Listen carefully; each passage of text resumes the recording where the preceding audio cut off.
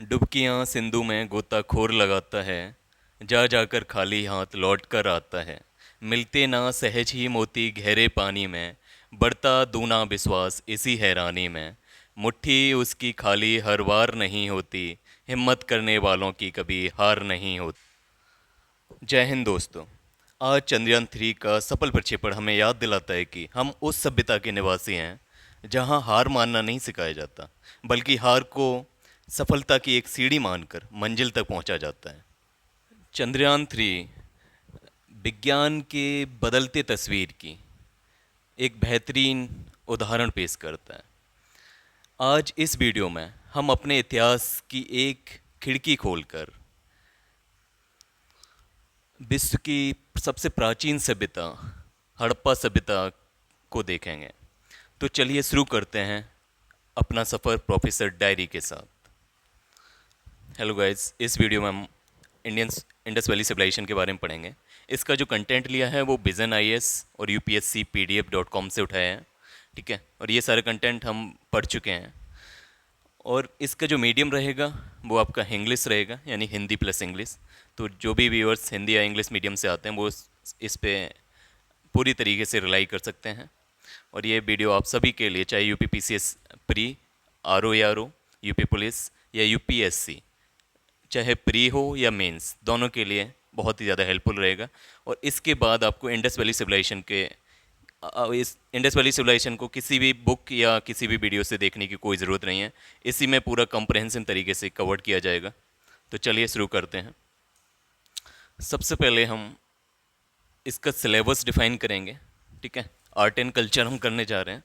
तो art and culture को किस तरीके से बांटा हुआ है एंशिएंट, मेडाइवल या मॉडर्न फेस में, तो हम उसको सबसे पहले करेंगे। इस वीडियो में हम जैसे इसका सिलेबस समझाते हैं। आर्ट एंड कल्चर का एक पॉइंट आर्किटेक्चर एंड स्कल्पचर, उसमें कौन कौन से किन किन चीज़ों का हम अध्ययन करेंगे इस वीडियो में। जैसे अगर एंशिएंट की बात की जाए तो आर्किटेक्चर एंड स्कल्पचर के अंडर इंडस वैली सिविलाइजेशन आएगा, ठीक है। इंडस वैली सिविलाइजेशन पढ़ेंगे जिसका टाइमलाइन 2600 से लेकर 1800 BC तक रहा है, ठीक है। जिसमें इंडस वैली सिविलाइजेशन में हम खासकर टाउन प्लानिंग के बारे में जानेंगे, ठीक है। सील्स, वहाँ सील्स मिली हैं, ठीक है। उसकी जो आपका इंडस वैली सिविलाइजेशन की जो स्क्रिप्ट है, ठीक है, उसके बारे में जानेंगे। पॉटरी क्या थी, वहाँ का किस तरीके का पॉटरी था, ठीक है, मृदवांड जैसे हिंदी में बोलते हैं। ऐसे करके वहाँ का ड्रेनेज सिस्टम, ऐसे सभी पॉइंट्स इंडस वैली सिविलाइजेशन से रिलेटेड सारे पॉइंट्स को हम विस्तार पूर्वक इस वीडियो में समझेंगे। उसके बाद हम मौर्यन आर्ट को पढ़ेंगे, वो अगले वीडियो में करेंगे, ठीक है, जिसमें हम मेनली स्तूपा पे फोकस करेंगे। आर्किटेक्चर में मौर्यन आर्ट से स्तूपा आएंगे। उसके बाद पोस्ट मौर्यन आर्ट में मौर्यन टाइम पीरियड होता है 300 से लेकर 185 BC तक। सेम पोस्ट मौर्य, मौर्यों के बाद का जो काल है 200 BC से लेकर 200 AD तक, इसमें हम उनका स्कल्पचर का अध्ययन करेंगे, ठीक है। Then Gupta period, Gupta art में आप टेम्पल बनना स्टार्ट हो गया था। टेम्पल सबसे पहले गुप्ताओं के टाइम पे फॉर्म हुए थे। तो 320 से लेके 550 AD के बीच का जो गुप्ताओं का टाइम पीरियड है उसमें हम टेम्पल आर्किटेक्चर की बात करेंगे। उसके जस्ट बाद आता है आपका साउथ इंडियन आर्ट, ठीक है, साथ साथ में, यानी गुप्ताओं के साथ साथ साउथ इंडियन आर्ट और वहाँ के टेम्पल फॉर्मेशन। जैसे गुप्ताओं के टाइम से नागरा स्टाइल ऑफ टेम्पल बनने लगे थे, वैसे ही टेम्पल साउथ में, साउथ इंडिया में किस टाइप के बन रहे थे, द्राविडियन स्टाइल के, ठीक है। और इन सब के साथ साथ इन दोनों से बनने वाले बेसर स्टाइल के जो टेम्पल हैं वो भी हम इसमें पढ़ेंगे। साउथ इंडियन आर्ट का टाइम पीरियड है 600 से लेके 1700 AD तक, ठीक है। तो ये इन सारे के अलग अलग वीडियो आएंगे। अभी पहला वीडियो आएगा आपका इंडस वैली सिविलाइजेशन पे, जो इसमें आप समझेंगे, ठीक है। ये एंशियंट आर्किटेक्चर था। और जस्ट उसके बाद हम मेडिवल आर्किटेक्चर करेंगे, जिसमें हम इंडो इस्लामिक आर्ट के बारे में स्टडी करेंगे। इंडो इस्लामिक आर्ट को दो हिस्सों में बांटा जाता है। पहला दिल्ली सल्तनत, सेकंड मुगल पीरियड। जो दिल्ली सल्तनत का टाइम पीरियड है वो 1206 से लेके 1526 तक है।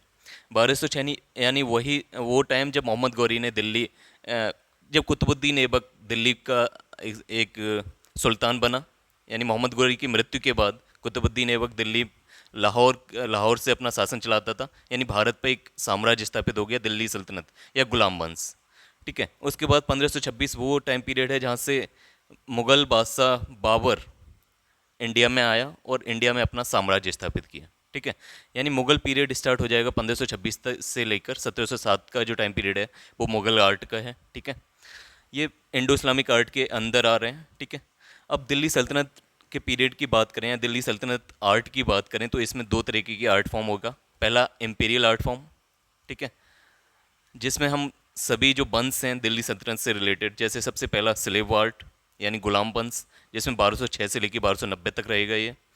खिलजी आर्ट, जिसमें हम 1290 से 1320 के बीच में जितना भी आर्किटेक्चर फॉर्मेशन हुआ है उस सभी को स्टडी करेंगे। इन सब के बाद आएगा तुगलक आर्ट, ठीक है, जिसमें 1320 से लेकर 1414 का टाइम पीरियड रहेगा। देन सैयद आर्ट, ठीक है, 1414 से लेकर 1415 का 1451 तक का टाइम पीरियड रहेगा। ठीक है, जस्ट उनके बाद आता है लास्ट दिल्ली सल्तनत, लास्ट वंश जो आपका दिल्ली सल्तनत से संबंधित है वो है लोधी आर्ट या लोधी वंश, जिसमें हम स्टडी करेंगे 1451 से 1526 के बीच के टाइम पीरियड को। ठीक है, इसी के साथ साथ जहाँ इम्पीरियल आर्किटेक्चर स्थापित हो रहा था 1206 से लेकर 1526 तक, उसी में दिल्ली के आसपास से थोड़ा हट के यानी इम्पीरियल जो साम्राज्य था उनसे हट के जो आसपास के रीजन में जो भी चीज़ें हो रही थी उनको पढ़ेंगे, जैसे बंगाल आर्ट, ठीक है, जौनपुर आर्ट, मालवा आर्ट और बीजापुर का आर्ट। ठीक है, इन सब के 1206 से लेकर 1526 के जो टाइम पीरियड है तो उस इन रीजन में बंगाल में जौनपुर में मालवा और बीजापुर के आसपास के रीजन में जो भी आर्किटेक्चर फॉर्मेशन हो रहा था वो इस वीडियो में कवर करेंगे आर्किटेक्चर के अंतर्गत। दूसरा फेस होता है मुगल पीरियड का 1526 से 1707 का टाइम पीरियड, जिसमें हम इम्पेरियल आर्ट, उसको भी दो हिस्सों में बांटा गया है, imperial art and provincial art. ठीक है, इम्पेरियल आर्ट रहेगा आपका अकबर का टाइम पीरियड, जहांगीर का टाइम पीरियड, शाहजहाँ और औरंगजेब का। ठीक है, इन सब जहाँ इम्पेरियल आर्ट था उसी के साथ साथ दूसरे रीजन में सिख आर्किटेक्चर का फॉर्मेशन हो रहा था, राजपूत अपने आर्किटेक्चर स्थापित कर रहे थे। ठीक है, तो ये हो गया एक सिलेबस, जस्ट इसके मेडिवल का सिलेबस हो गया। हमने एंशियंट का सिलेबस देखा, देन मेडिवल का देखा, अब हम देखते हैं मॉडर्न का सिलेबस। ये मॉडर्न पीरियड का आर्किटेक्चर है। मॉडर्न पीरियड स्टार्ट होता है 1750 से लेके 1950 तक, 1950 के दशक तक। ठीक है, जिसमें इसको दो हिस्सों में बांटा गया है, एक ब्रिटिश आर्किटेक्चर एंड दूसरा रीजनल आर्किटेक्चर। ब्रिटिश आर्किटेक्चर की बात करेंगे तो ये भी फर्दर दो हिस्सों में डिवाइड की गई है, इंडो गोथिक आर्किटेक्चर, ठीक है, दूसरा है न्यू रोमन आर्किटेक्चर। ठीक है, रीजनल आर्किटेक्चर की हम बात करेंगे तो अवध के आर्किटेक्चर की बात करेंगे। ठीक है, तो इस वीडियो में हम शुरू करते हैं। सबसे पहला टॉपिक हमारा इंडस वैली सिविलाइजेशन। ठीक है, इससे संबंधित आर्किटेक्चर, इससे संबंधित जो भी इसका आर्किटेक्चर है, स्कल्पचर्स हैं, उन सब का अध्ययन करेंगे इस वीडियो में। तो ये आप मैप देख पा रहे हैं।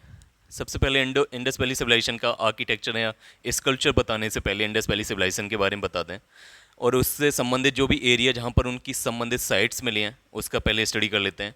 एक ये मैप है, ये आपका कच्छ का रीजन है, इंडिया के कच्छ का, ये काठियावाड़ का रीजन, और ऐसे होते हुए ये आपका मध्य प्रदेश महाराष्ट्र का रीजन है। ठीक है, तो ये जो साइट्स, ये जो ग्रीन में हिस्सा दिखाया जा रहा है, ये पूरा ही इंडस वैली सिविलाइजेशन का एरिया है, जिसमें ये आप बहुत सारी साइट्स देख पा रहे होंगे। इसको मैं जूम कर देता हूँ।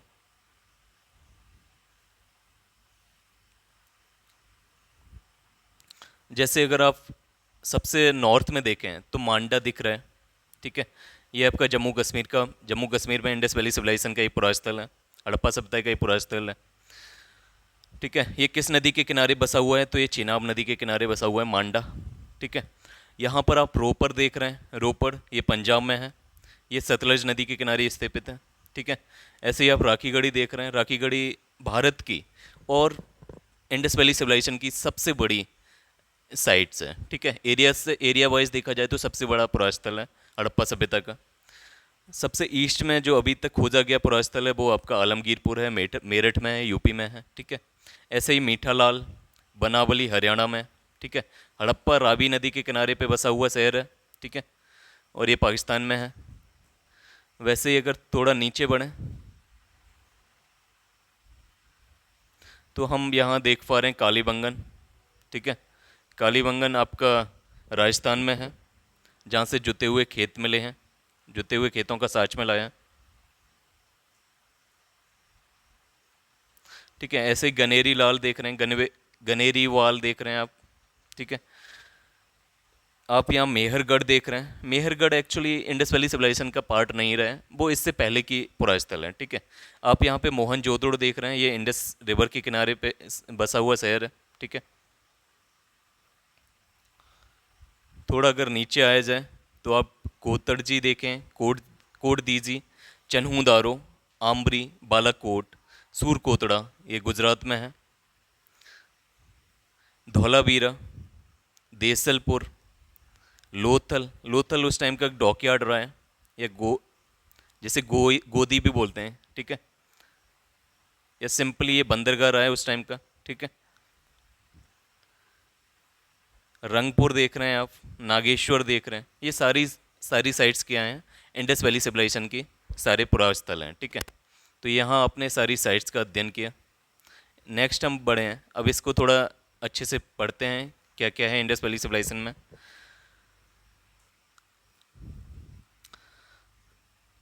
After the excavation of Indus sites, it was established that it was the most advanced civilization of the world. ठीक है। ये बहुत ही, जैसे ही इसकी खुदाई हुई 1921 में। ठीक है। 1921 में डी आर साहनी ने हड़प्पा की खोज की थी। ठीक है। उसके बाद 1922 में आपका राखलदास बनर्जी ने, आर डी बनर्जी ने मोहनजोदड़ो की खोज की।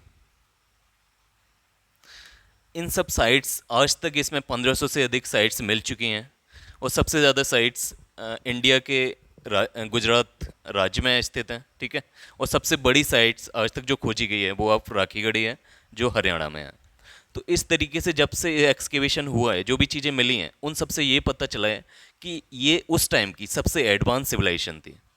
अब ये किस बेस पे कह रहे हैं हम सबसे एडवांस सिविलाइजेशन, तो हम ये पढ़ते हैं ये एडवांस सिविलाइजेशन थी दो तरीके से। एक सबसे ज़्यादा बर्न्ड ब्रिक्स, यानी यहाँ पर पक्की ईंटों का इस्तेमाल हुआ है।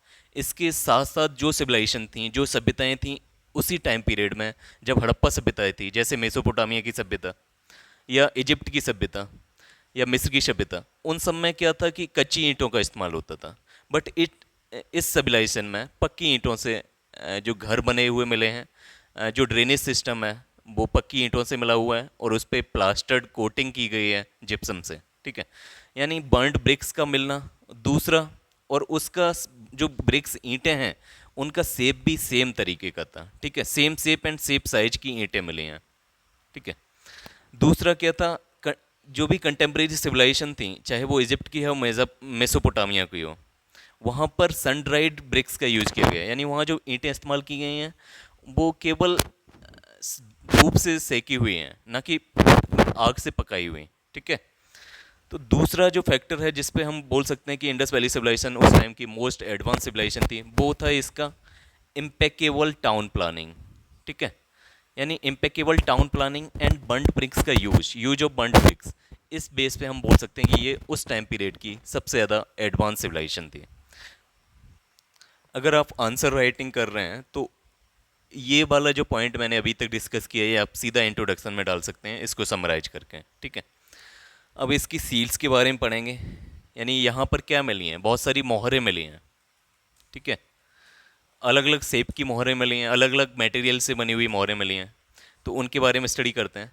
Seals are one of the most important piece of artefacts found from the Indus valley civilization. It is a geometrical shaped object, square, circle, triangular etcetera. यानी इनकी जो शेप्स हैं वो विभिन्न प्रकार की है, वो स्क्वेयर भी हो सकती है, सर्कुलर भी है, ट्रेंगुलर भी है। ठीक है। और भी बहुत सारे ज्योमेट्रिकल पैटर्न पे जो सील्स मोहरें मिली हैं। ठीक है। Mainly made up of soaped river stone known as steatite. अधिकतर जो मोहरें हैं वो किससे बनी हुई हैं, वो स्टीटाइट से बनी हुई हैं, जिसे हिंदी में सेल खड़ी बोलते हैं। ठीक है। क्या बोलते हैं, सेल खड़ी। There were also instances of seals made from metals like copper, bronze, gold and silver. कुछ मोहरें आपकी गोल्ड से मिली हुई, गोल्ड से बनी हुई, ब्रॉन्ज से बनी हुई या कॉपर से बनी हुई भी हैं। यानी कुछ अधिकतर तो सेल खड़ी या स्टेटाइट से बनी हुई हैं, लेकिन कुछ मोहरें आपकी, कुछ सील्स मेटल से भी बनी हुई हैं। ठीक है। Seals were pictographic in nature. Seals कैसी थी, पिक्टोग्राफिक थी। अब ये पिक्टोग्राफी का क्या मतलब है, इसे हिंदी में भाव चित्रात्मक बोलते हैं। यानी सील्स पर बहुत सारे फिगर बने हुए हैं, चाहे वो एनिमल्स के हों, चाहे ह्यूमंस के हों, या नेचर के, चाहे ट्रीज़ के, ठीक है, लीव्स के। तो ये सारी बहुत सारी चीज़ें दिखाई गई हैं और उन्हीं की फॉर्म में उन चीज़ों को लिखा गया है। आज तक वो जो लिखावट है उसको हम पढ़ नहीं सके हैं, तो एग्जैक्ट बताना पॉसिबल नहीं है कि उन सील्स पे क्या लिखा गया है। बट उन चीज़ों से हम कुछ ना कुछ डिराइव कर सकते हैं कि ये चीज़ें किस लिए यूज होती होंगी, सील्स वगैरह क्यों यूज होती होंगी, और इन पे ये चीज़ें जो एनिमल्स डाले गए हैं इनका क्या यूज़ था। ठीक है, तो पिक्टोग्राफी के नेचर कैसे थी मैं अभी इनको दिखाता हूँ, किस टाइप की सील्स थी उस टाइम पीरियड में। यहाँ पे आप एक सील देख पा रहे हैं, ठीक है। एक ये मोहर है सेलकड़ी से बुनी हुई, यहाँ पे ये टूटा हुआ है इसका कोना। इस तरीके से आप देख रहे हैं, अगर यहाँ ड्राइव किए जाए तो यहाँ पर एक सीटेड यानी बैठे हुए एक योगी को दिखाया जा रहा है, ठीक है। एक ह्यूमन फिगर है यहाँ पर जो मेडिटेशन में है, मेडिटेशन यानी ध्यान मुद्रा में ऐसे बैठा हुआ दिखाया गया है, जिसको प्रोटो शिवा से कंपेयर किया जाता है कि ये भगवान शिव हैं, ठीक है, ऐसा माना जाता है। और यहाँ पर आप देख रहे हैं एक बैल को दिखाया गया है, ठीक है।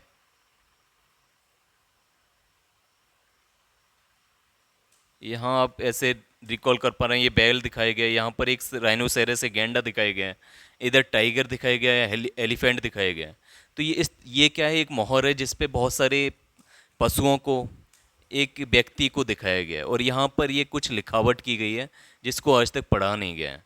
तो इस चीज़ को बोलते हैं पिक्टोग्राफिक स्क्रिप्ट या भावचित्रात्मक लिपि, ठीक है। ऐसे ही बहुत सारी सील्स हैं। जैसे अगर आप इस सील्स को देखोगे तो ये एक पीपल लीफ की सील है, ठीक है। यहाँ ये पीपल के पेड़ के पत्ते दिखाए गए हैं, ठीक है। यहाँ आप देख रहे हैं पीपल के पेड़ के पत्ते, ये कुछ एनिमल दिखाए गए हैं। तो इस तरीके की सील्स या मोहरें उस टाइम पीरियड में मिली हैं, ठीक है। तो ये होता है पिक्टोग्राफिक स्क्रिप्ट या भावचित्रात्मक लिपि, ठीक है। तो चलते हैं फिर से अपने अब जानते हैं हम पर्पज ऑफ सील्स, यानी उन सील्स का उद्देश्य क्या था, वो किस पर्पज के लिए यूज़ की जाती थी, सील्स का यूज क्या था, और इन उनसे हम क्या इन्फ्रेंस निकालते हैं।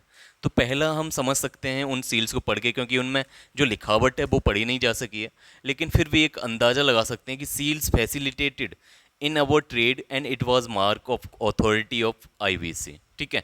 ये एक ट्रेड में यूज़ की जाती है, जो मुख्यतः जो सील्स थी वो किस में यूज की जाती थी, व्यापार में। जैसे आज हम मोहर लगा के भेजते हैं, एक ठप्पा लगा के भेजते हैं किसी भी सामान को इधर से उधर, जिसमें आजकल उसका जगह, जो ठप्पे की जगह या जो सील लगाने की जगह होती थी वो आजकल बारकोड ने ले ली है, ठीक है। उसी प्रकार से उस टाइम पीरियड में जो सील का जो इम्प्रेशन जो ठप्पा हुआ करता था उसमें यूज की जा सकती थी ये सील्स। तो एक ये इन्फ्रेंस ड्रॉ की गई है कि ये जो सील्स हैं वो ट्रेड में यूज की जाती थी। सेकेंड इन्फ्रेंसिस ये निकाला गया है कि सील्स पर also use as an amulets. Amulet क्या होता है, एमुलेट का मतलब होता है ताज, जो ताबीज़ हम पहनते हैं, ठीक है। तो इससे हम क्या इन्फ्लुएंस लगा सकते हैं कि उस टाइम पे भी सैमेनिक प्रैक्टिसेस की जाती थी, यानी तंत्र विद्या उस टाइम पे भी यूज़ होती थी, ठीक है। अब ये एमुलेट क्यों पहना जाता था, तो ये टू वार्ड ऑफ इविल, जो भी इविल फोर्सेस हैं, जो भी भूत प्रेत, जो भी ये सारी चीज़ें हैं, उनको या आत्माओं को दूर रखने के लिए इन सारी सील्स को, मोहर को एक ताबीज़ के रूप में गले में या हाथ पे बांध के रखा जाता था। तो ये भी सेकंड इन्फ्लुएंसेस हम यहाँ से ड्रॉ कर सकते हैं। तीसरा इन्फ्लुएंसेस हम यहाँ से ये ड्रॉ कर सकते हैं कि seals provide information about religious practices in IVC. जो भी इंडस वैली सिविलाइजेशन थी उसमें जो रिलीजियस, जो धर्म से संबंधित एक इन्फ्लुएंसेस निकलती है कि उस टाइम पे किस तरीके किसकी पूजा की जाती थी। तो जैसे पशुपति नाथ की सील है, उससे हम ड्रॉ कर सकते हैं कि उस टाइम पीरियड में भी प्रोटो शिवा यानी भगवान शिव की पूजा की जाती थी। जैसे हमने देखा पशुपति सील, अभी हम दिखाते हैं। इस सील्स को प्रोटो शिवा से संबंधित माना गया है या भगवान शिव की पूजा से संबंधित माना गया है। जैसे इस सील पर जो हमने अभी देखा कि इसमें एक ह्यूमन फिगर है जो बैठी हुई मुद्रा में दिखाई गई है, एक योगी को दिखाया गया है जो बैठा हुआ मुद्रा में समाधि में लीन है। उसके अंडर उसके दोनों तरफ बहुत एनिमल्स, 4 एनिमल्स दिखाया गया है। उनके नीचे जो सीट के नीचे 2 हिरणों को भी दिखाया गया है, यहाँ पे 2 डियर्स हैं, ठीक है। 2 हिरन उनकी सीट के नीचे हैं। एक साइड में आपके बैल, ये बैल है आपका, ठीक है। इधर राइनोसेरस या गेंडा है, यहाँ पर एलिफेंट है, ठीक है, हाथी है, इधर बाघ है। तो ये चार पशु राइट एंड लेफ्ट साइड में दिखाए गए हैं, दो डियर्स उनकी सीट के नीचे दिखाए गए हैं, और बीच में आपको एक इस तरीके से क्रॉन पहने हुए हैं, ठीक है, एक मुकुट पहने हुए एक योगी को दिखाया गया है जो एक मेडिटेशन या समाधि में लीन है। तो यहाँ से हम एक इन्फ्रेंसेस ड्रॉ कर सकते हैं कि उस टाइम पीरियड में भगवान शिव की शायद पूजा की जाती होगी, ठीक है। From this image it can be inferred, जिस हमने अभी जो इमेज देखी उस इमेज से हम ये बात कह सकते हैं कि Indus valley people worshipped proto Shiva, जो आदि शिव हैं उनकी पूजा होती थी उस टाइम पे, ठीक है। It also indicates toward yogic practices and nature worship, ठीक है। इसी सील से, इसी मोहर से हम ये भी कल्पना कर सकते हैं कि उस टाइम पीरियड में योगिक प्रैक्टिसेस होती थी, योगा प्रमोट किया जाता था, योगा होता था, ठीक है, मेडिटेशन का उस टाइम पे यूज था, नेचर वर्शिप होती थी, यानी प्रकृति की पूजा की जाती थी। प्रकृति की पूजा हम क्यों मान रहे हैं कि प्रकृति की पूजा होती थी, क्योंकि उस टाइम पीरियड में भी बहुत सारे एनिमल्स की पूजा की जाती थी, एनिमल्स को उन सील पे दिखाया गया है, पेड़ पत्तियों को सील्स पे दिखाया गया, जैसे हमने पीपल लीफ की सील देखी थी, ठीक है। नेचर वर्शिप की अभी हम फिर से दिखाते हैं उस सील को, एक मोहर है जिसपे बहुत सारे पीपल के पेड़ के पत्तों को दिखाया गया है। तो उससे हम मान सकते हैं कि उस टाइम पीरियड में पीपल की भी पूजा की जाती थी या नेचर की, प्रकृति की पूजा की जाती थी। जैसे ये सील है, ये पीपल लीफ सील है, ठीक है। इसमें बहुत सारे पीपल के पेड़ के पत्तों को दिखाया गया है एक मोहर में। तो हम यहाँ से इन्फ्रेंसेस ड्रॉ कर सकते हैं कि उस टाइम पीरियड में पीपल की भी पूजा की जाती थी या नेचर की पूजा की जाती थी, ठीक है। एक अलग प्रकार की बहुत सारी सील मिली हैं, एक यूनिक सील मिली है जिसमें यूनिकॉर्न सील जिसे बोला जाता है। इसमें एक श्रृंगी पशु दिखाया गया है जिसका एक सींग बना होता है। जैसे it was one of the most prevalent seal found from Indus valley civilization which also indicate toward nature worship and concept of cohabitation in Indus valley civilization, ठीक है। यानी एक यूनिकॉर्न सील मिली है, बहुतायत में मिली है, एक श्रृंगी पशु की सील जिसका माथे पर एक आपका सींग बना हुआ है जो इंडिकेट करता है कि उस टाइम पीरियड में प्रकृति की पूजा होती थी। एंड दूसरा, सारे एनिमल्स से और ह्यूमन बीइंग दोनों साथ साथ उस टाइम पीरियड में रहते थे, ठीक है। इंडस वैली सिविलाइजेशन की इस सील को भी हम यहाँ देखते हैं, ठीक है। ये कुछ इस प्रकार की सील है, एक ये श्रृंगी पशु है, ठीक है। अभी इस पशु का क्योंकि आज ये मिल नहीं रहा है, आज ये नहीं पाया जाता, तो इसका कोई नाम नहीं रखा गया है। उस टाइम इस सील को बोला जाता है यूनिकॉर्न सील या एक श्रृंगी पशु। यहाँ पर एक यहाँ सींग निकला हुआ है, ठीक है। ये सील अधिक मात्रा में मिली है इंडस वैली सिविलाइजेशन की लगभग सभी साइट से, ठीक है। और यहाँ पर ऊपर कुछ लिखावट की गई है जिसको अभी तक पढ़ा नहीं जा सका है, ठीक है। लास्ट पॉइंट ये है कि ये जो सील्स हैं वो हो सकता है कि एजुकेशनल टूल में भी यूज़ की जाती हों, यानी पढ़ाने के लिए एक स्लेट, जैसे हम स्लेट भी पढ़ते थे उसी प्रकार से इन सील्स के माध्यम से भी हम किसी को टीचिंग करते हों, किसी को पढ़ाते हों, ऐसा भी माना गया है। एक एजुकेशनल टूल के रूप में भी इनका यूज़ होता होगा। जैसे some of the seals had symbol of pi, even pi and psi, ठीक है। उस टाइम पीरियड की जो सील्स हैं उस पर जो आज पाई का सिंबल होता है, इस टाइप का सिंबल भी उन सील्स पे, मोहरों पे मिला है। इससे इन्फ्रेंसेस निकलता है कि वहाँ हो सकता है इन सील्स का यूज एक एजुकेशनल टूल के रूप में भी किया जाता हो, ठीक है। तो हमने अभी तक सील्स को देखा, मोहरों को देखा। अब हम नेक्स्ट टॉपिक है हमारा पॉटरी। इंडस वैली सिविलाइजेशन के अंतर्गत ही उसकी पॉटरी, पॉटरी का मतलब होता है मृदभांड या मिट्टी के बर्तन, ठीक है। इनको स्टडी करते हैं उस टाइम में किस टाइप के पॉटरी थी या मृदभांड थे, ठीक है। The general purpose pottery of IBC was used in colour, ठीक है। आईबीसी का मतलब इंडस वैली सिविलाइजेशन, ठीक है। Was red in colour, sorry. तो उस टाइम पीरियड की जो पॉटरी थी वो किस कलर की थी, हुआ करती थी, वो मेनली रेड कलर की हुआ करती थी, ठीक है। लेकिन एंड बेक्ड ऑन फायर, और किससे बना करती थी वो, आग से तपती थी, ठीक है। आग से बनी हुई ईंटें भी मिली हैं, आग से बना हुआ मृदभांड भी थे। It was used for storage of grains, water and as utensils. Mainly जो कलर था पॉटरी का वो रेड था, बट रेड में जो पॉटरी हुआ करती थी उस पर ऊपर से काली डिजाइन्स भी बनी हुई थी काले कलर से, ठीक है, तो उसको हम रेड एंड ब्लैक पॉटरी बोलते हैं, ठीक है, red and black pottery, Hindi में काले और लाल मृदवान, ठीक है। अब ये किस किस किस टाइप की पॉटरी थी, किस किस टाइप के मृदवान थे, तो पहला थे मिनिएचर बेसल्स, यानी बहुत छोटे छोटे स्वरूप में ये पॉटरी मिली है, ठीक है, जिसको जनरली किसी काम में यूज़ नहीं किया जाता था, बट वो डेकोरेशन के लिए यूज़ होती थी, घर को सजाने के लिए। बहुत छोटे छोटे पॉटरी मिली हैं, जैसे narrow and elongated pottery meant for decoration. किसके लिए यूज़ होती थी ये पॉटरी? डेकोरेशन के लिए, ठीक है। These pottery were also use as a burial pottery.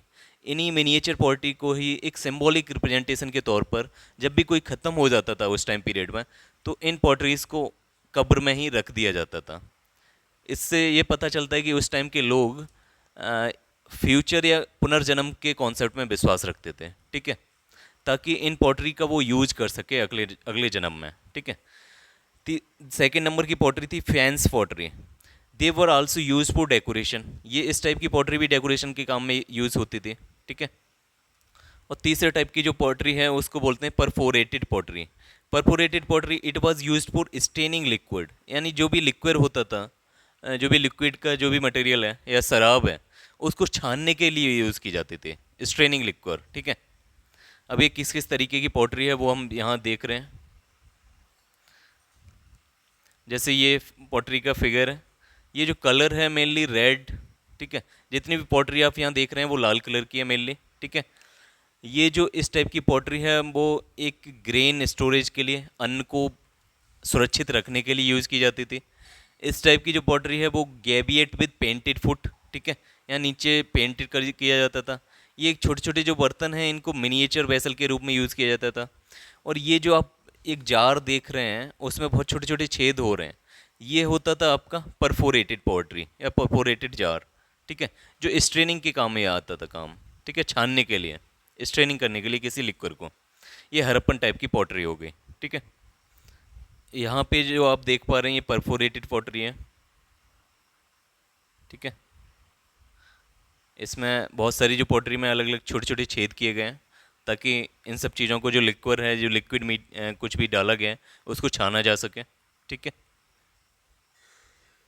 Indus valley Indus valley civilisation का नेक्स्ट टॉपिक है आपका स्कल्पचर, ठीक है, मूर्तियाँ वगैरह।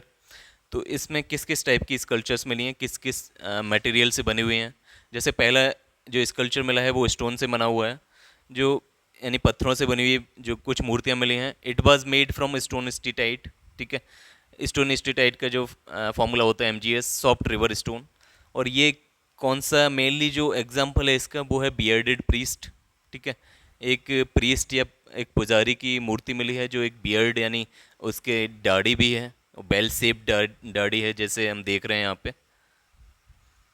इस तरीके के एक इंसान की एक ये आपका इंडस वैली सिविलाइजेशन से स्टोन से बनी हुई है, पत्थर से बनी हुई एक मूर्ति मिली है, जिसमें आप क्लियरली देख रहे हैं एक बियर्डेड मैन है, एक पुजारी है, जो इसकी जो एक दाढ़ी है वो एक यूनिफॉर्म एक अच्छे से कटिंग हो रखी है, ठीक है, वेल अरेंज दाढ़ी है, उसका बियर्ड है।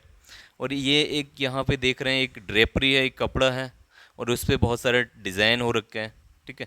यानी ये आज से 2600 साल पहले, यानी आज से आपका 4000 से 4500 साल पहले की बात हो रही है। उस टाइम पे ये इस तरीके की आर्ट बन रही थी, स्कल्पचर मूर्ति बन रही थी, ठीक है।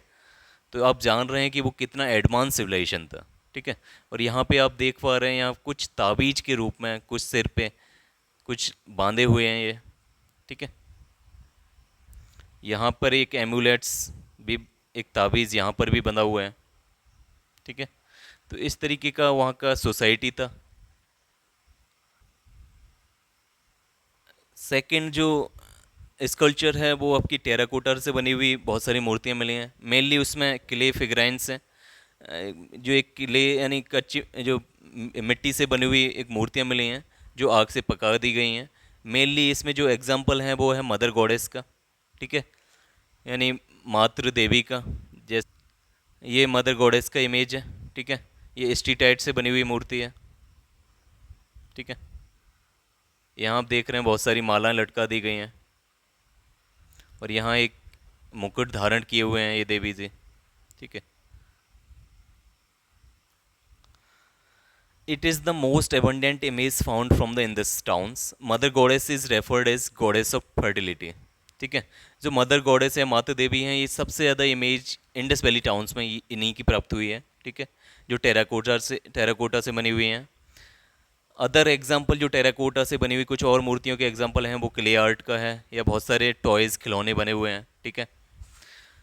नेक्स्ट हम बात करें कि एक स्टोन से मूर्ति हो गई, स्टेटाइट से बनी हुई मूर्ति हो गई। तीसरा, अब ब्रॉन्ज से बहुत सारी, ब्रॉन्ज यानी जो कॉपर प्लस टिन को मिला दिया जाए कॉपर के साथ तो वो बन जाता है ब्रॉन्ज या कांसा, ठीक है। तो कांसे से बनी हुई बहुत सारी मूर्तियाँ मिली हैं।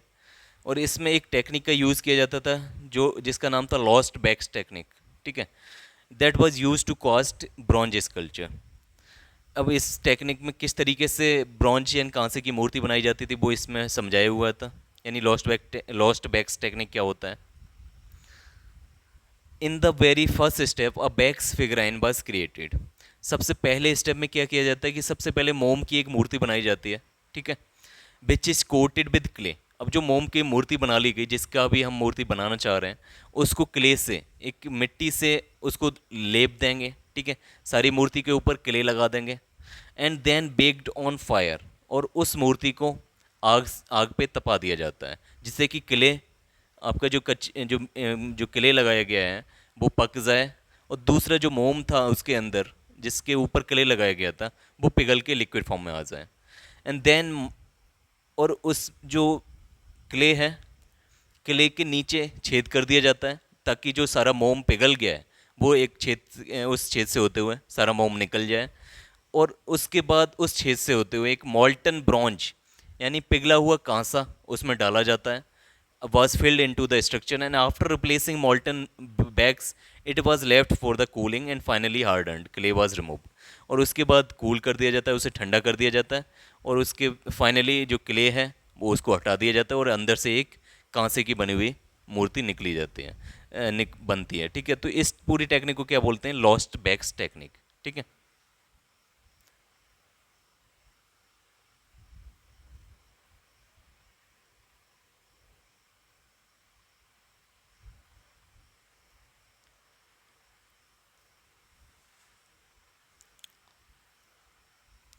नेक्स्ट हम देखते हैं ऑर्नामेंट्स एंड कॉस्मेटिक्स। अभी तक हमने सील्स देखी, उसके बाद पॉटरी देखी, उसके बाद स्कल्पचर्स देखी, ठीक है, बहुत सारी मूर्तियाँ जो अलग अलग प्रकार की, कुछ स्टोन से बनी होती थी, कुछ स्टीटाइट से, कुछ आपकी ब्रॉन्ज से बनी होती थी, मेटल से बनी हुई होती थी, ठीक है।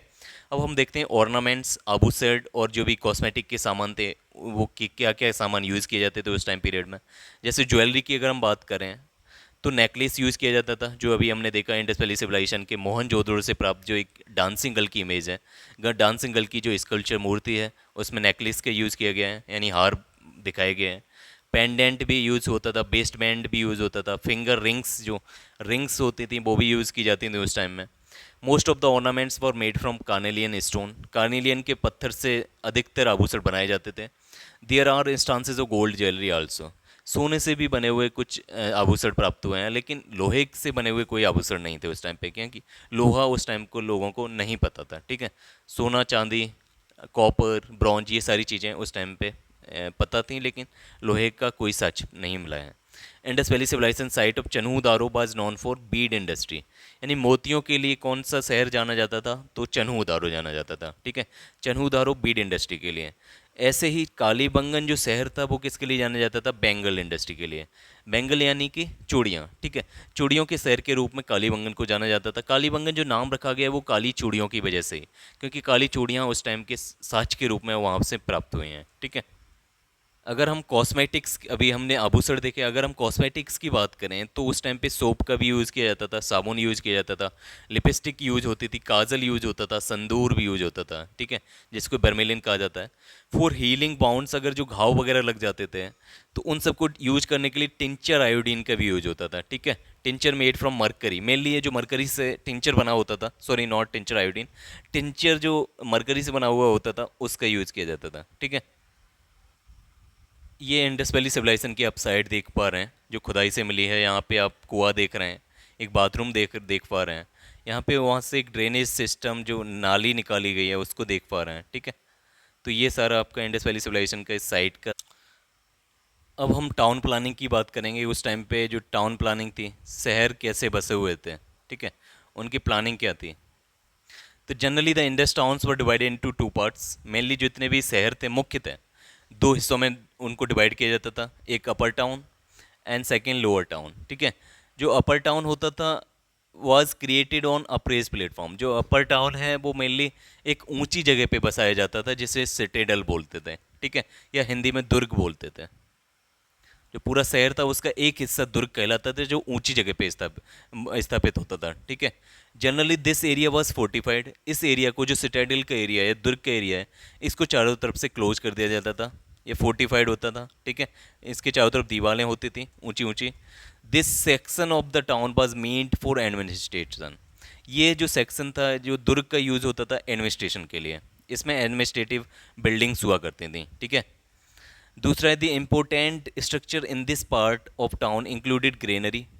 इस टाउन में ग्रेनरी भी होती थी, यानी जो अन्नानागार थे जिसमें अन्न को स्टोर करके रखा जाता था, वो इसी पार्ट में रखा जाता था। क्योंकि ये ऊंचा हिस्सा होता था, चारों तरफ से क्लोज्ड होता था, फोर्टिफाइड होता था, तो जो सेफ्टी के लिए, सिक्योरिटी पर्पज के लिए इसी में अन्नानागार होता था, इसी में एडमिनिस्ट्रेटिव सिस्टम होता था, या पब्लिक बाथ जो होता था, यानी जहाँ पर सारे लोग आके किसी विशेष दिन आके वहाँ पे बात करते थे, रिचुअल बाथिंग होती थी। तो वो सारी चीज़ें इसी दुर्ग में मौजूद थी, ठीक है। यहाँ पर कॉमन बात की मैंने बात की, meant for ritual bathing. The most important example is a great bath of Mohenjodaro, ठीक है। जो सबसे बड़ा जो बाथ मिला है या बाथरूम जो उस टाइम पे पब्लिक बाथ मिला है वो मोहनजोदड़ो से प्राप्त हुआ है। Stairs were created in north south direction.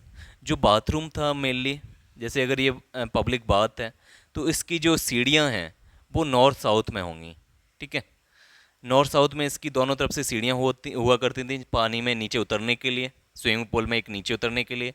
और जो दूसरी साइड है ईस्ट एंड वेस्ट में बहुत सारे रूम्स होते थे जिसमें आप जाके कपड़े बदल सकते हैं, ठीक है। यानी चेंजिंग रूम्स दोनों साइड्स पे होते थे।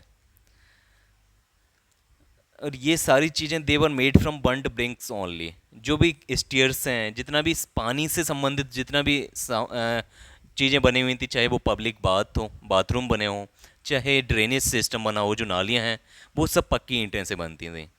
जो बिल्डिंग्स वगैरह हैं उनमें चाहे कच्ची ईंटें या पक्की धूप से बनी हुई ईंटों का यूज़ किया जा सके, लेकिन जो भी पानी का जो पानी से संबंधित जो भी चीज़ें थी उन सब में पक्की ईंटों का इस्तेमाल किया गया ताकि सीपेज है वो उसको कम किया जा सके, ठीक है।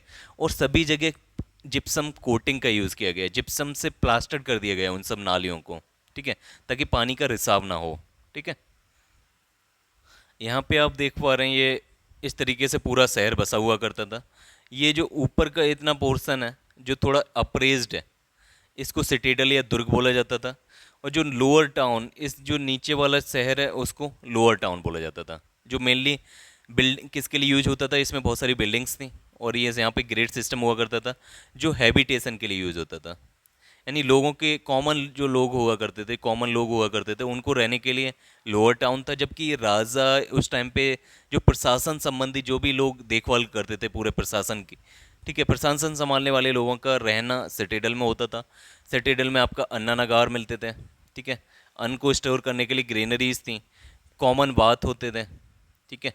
ये सारी चीज़ें आपकी सिटेडल में होती थी क्योंकि बहुत ही प्रोटेक्टेड एरिया था, बहुत ही सेफ एरिया था, क्योंकि ये ऊंचा होता था, बाढ़ वगैरह से यहाँ पे नुकसान नहीं हो सकता। चारों तरफ से बॉल होती थी, दीवारें होती थी, ताकि इन सबको सेफ रखा जाए, ठीक है। जबकि लोअर टाउन जो नीचे शहर था वहाँ पे लोग रहा करते थे, ठीक है। यहाँ पे आप इंडस जो मोहनजोदड़ो से सबसे बड़ा पब्लिक बाथ मिला है उसको हम देख पा रहे हैं, ठीक है। यहाँ पे रिचुअल बाथिंग होती थी, यानी किसी विशेष अवसर पर सभी लोग आके यहाँ पे नहाते थे, ठीक है। तो ये एक पब्लिक बाथरूम है, ठीक है, जहाँ पे सीढ़ियाँ हैं दोनों तरफ से आपके। और ये नॉर्थ साउथ डायरेक्शन में होती थी, केवल नॉर्थ एंड साउथ में। ईस्ट वेस्ट में यहाँ पे आपके चेंजिंग रूम्स मिले हैं, ठीक है, दोनों तरफ रूम्स बने हुआ करते थे, ठीक है। तो ये पब्लिक बाथ है जो आपका मोहनजोदड़ो से प्राप्त हुआ है। सबसे बड़ा पब्लिक बाथ मोहनजोदड़ो से प्राप्त हुआ है, ठीक है।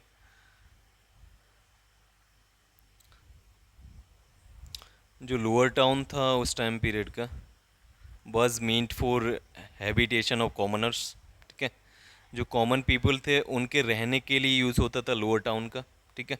It was divided into many sector. जो लोअर टाउन था वो बहुत सारे सेक्टर में डिवाइड हो रखा था, जिसमें बहुत सारे जिस हर एक सेक्टर में लोगों के रहने के लिए आवास हुआ करते थे, ठीक है।